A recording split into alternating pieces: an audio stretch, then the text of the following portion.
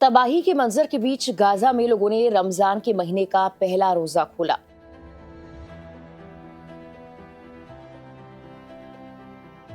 चारों तरफ मलबे के बीच बैठे इन लोगों को उम्मीद थी कि सीज फायर के बाद अब रमजान का ये महीना बिना किसी दिक्कत के गुजर जाएगा, लेकिन इसी बीच इजराइल ने एक बड़ा कदम उठा लिया है।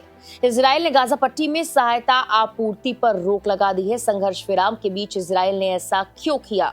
रमजान के महीने में ये फैसला गाजा के लोगों के लिए कैसे फिर मुश्किल बढ़ाने वाला है, बताएंगे सब कुछ आपको इस वीडियो में। नमस्कार, मेरा नाम है मेघना सचदेवा और आप मुझे देख रहे हैं लोकमत हिंदी पर। इजरायली प्रधानमंत्री कार्यालय ने एक बयान में कहा कि इजराइल अब गाजा में किसी भी तरह का सामान नहीं जाने देगा। ये फैसला ऐसे समय में शुरू हुआ जब मुसलमानों का पवित्र धार्मिक महीना रमजान शुरू हुआ है। इसके लिए हमास के संघर्ष विराम को बढ़ाने से इनकार का हवाला दिया गया। प्रधानमंत्री नेतन्याहू ने कहा कि इजराइल अपने बंधकों की रिहाई के बिना संघर्ष विराम की अनुमति नहीं देगा।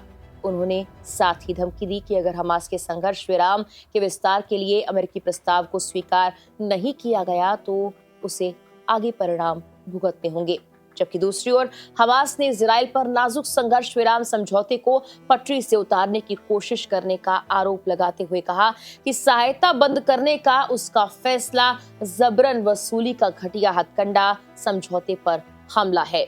बता दें कि इजराइल हमास के बीच संघर्ष विराम का पहला चरण शनिवार को खत्म हो गया है। इसमें मानवीय सहायता में वृद्धि शामिल थी। दोनों पक्षों के बीच अभी दूसरे चरण पर बातचीत होना बाकी है, जिसमें इजराइल के अपनी सेना वापस बुलाने और स्थायी युद्ध विराम के बदले हमास दर्जनों शेष बंधकों को रिहा करेगा। हालांकि रविवार को ये खबर जरूर आई कि इजराइल ने रमजान और पासओवर के दौरान गाजा में सीज फायर के लिए संयुक्त राज्य अमेरिका के प्रस्ताव को मंजूरी दे दी है। इसके तहत रमजान के दौरान तो गाजा में हमले नहीं होने की उम्मीद है, लेकिन जरूरी सामानों को गाजा में नहीं जाने दिया जाएगा। इस पर आगे अभी कोई बातचीत नहीं हुई है। रिपोर्ट्स के मुताबिक गाजा के 2 मिलियन से ज्यादा लोगों के लिए पूरे युद्ध के दौरान भूख एक मुद्दा रही है और कुछ सहायता विशेषज्ञों ने संभावित अकाल की चेतावनी दी थी। अब पिछले 6 सप्ताह के युद्ध विराम के तहत एक्सपर्ट्स ने जो भी प्रगति बताई थी उसे होने की चिंता है। भूखमरी फिर फैल जाएगी। अचानक सहायता कटौती के कारण फिलिस्तीनियों को बाजारों की ओर भागना पड़ा।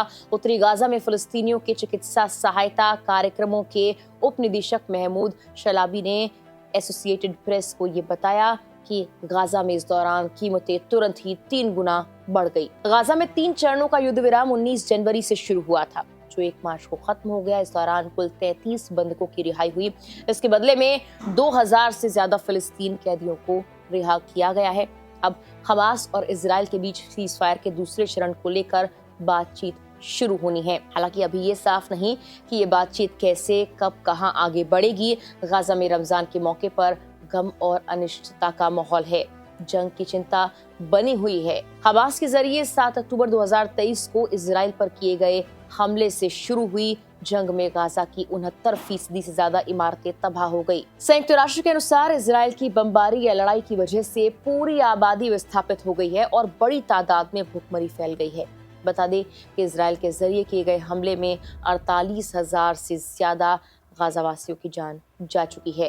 राफा के रहने वाले अल बरा हबीब ने एएफपी को बताया कि रमजान के पहले दिन हम अपने घरों में लौटकर अपने परिवारों के साथ रोजा खोलने और एक साथ रहने की उम्मीद कर रहे थे, लेकिन ये अब अल्लाह की मर्जी है और हम मजबूत रहते हैं। उत्तरी शहर बेतलाहिया में दर्जनों लोग शाम की ढलती रोशनी के बीच आधी अधूरी ढह चुकी इमारतों के मलबे के बीच नजर आए, जहां वो रोजा खोल रहे थे। इस दौरान मीडिया से मोहम्मद अबू अल ने कहा कि हम यहाँ तबाही और मलबे के बीच हैं और हम दर्द और घावों के बावजूद अडिग हैं।